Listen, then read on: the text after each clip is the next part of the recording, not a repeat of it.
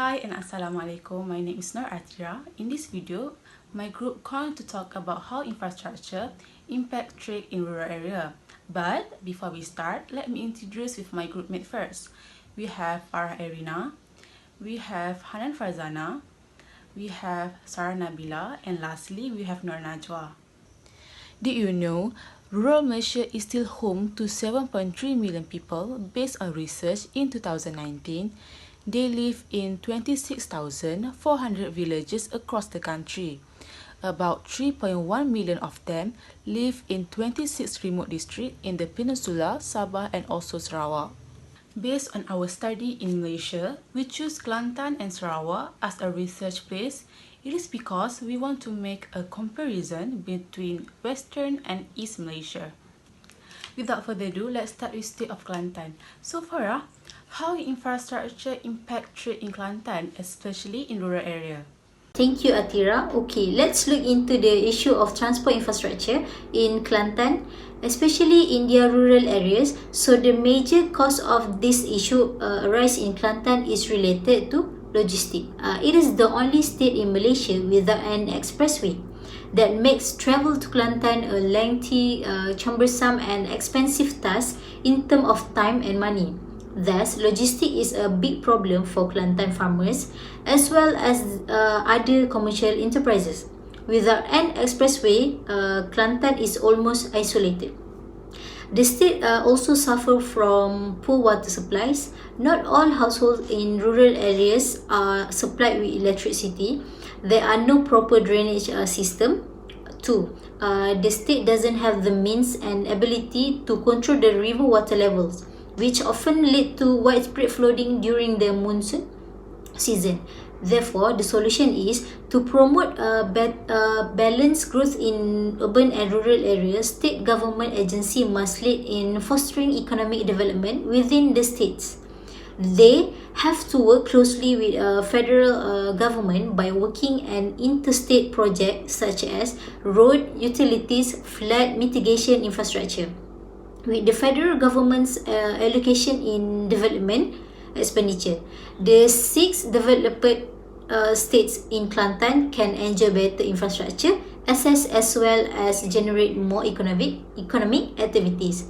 That's all from me. Now we move to transport infrastructure in rural area of Sarawak.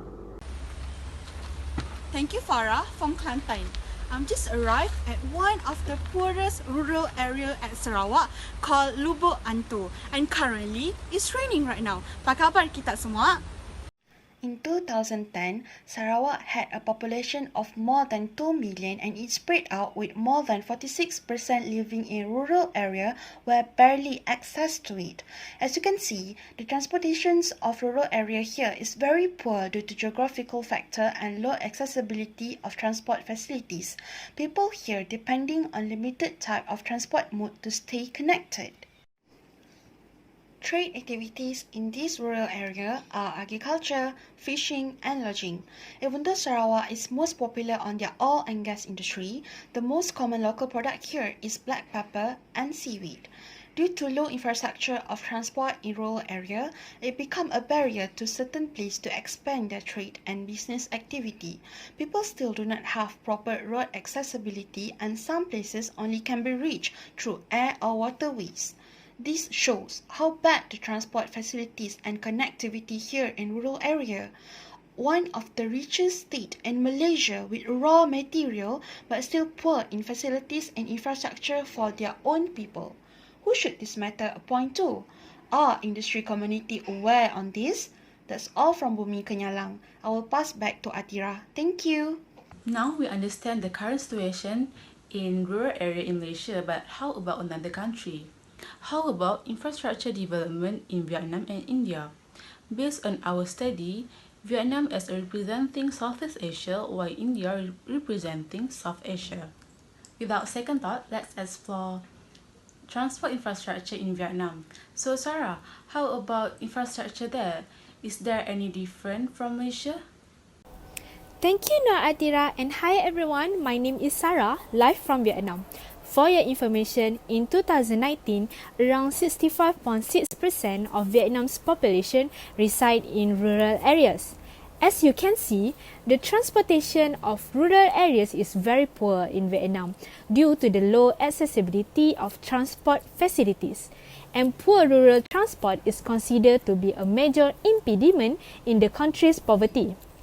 Next, the trade activities in these rural areas are agriculture, fishing and forestry, such as producing the cotton, as Vietnam is very famous in textile. But due to the low infrastructure of transport in this rural area, this became a hinder to the villagers to trade, and that is how the transportation in rural areas looks like in Vietnam. But I am very curious with India. How's the situation there, Najwa? Okay, I will explain about the conditions of infrastructure in India. Infrastructure is the backbone of any country. It plays a very important role in supporting nation economic growth, and the same case with India. Basically, rural infrastructure has the potential to provide basic amenity to people that can improve their quality of life. To give an example, developments of rural infrastructure can lead to improved access to the market center for rural producer, better availability of input and raw material. As per the road statistic published by the central government for the year 2012 to 2013, rural roads span 60.39 km of every 100 km. The sad part is the most of these rural roads in the country are in the bad shape. For examples, there are of poor quality, pothole and unable to withstand the load of heavy farm equipment, thereby affecting the rural population's quality of life and ability of the farmer to transport their produce to the market. Further, the rural surface road is just 33% of the total rural road network in India, and remaining are Kucha Road, which are highly vulnerable and inaccessible, particularly during rainy seasons. So, keeping these things in mind, government should take various proactive steps to boost rural infrastructure in India. Now we understand the infrastructure impact trade in rural area. Improving rural transport is improve access people to have basic needs and economic goods. Infrastructure development in the rural area requires collaborations and integration between all related parties.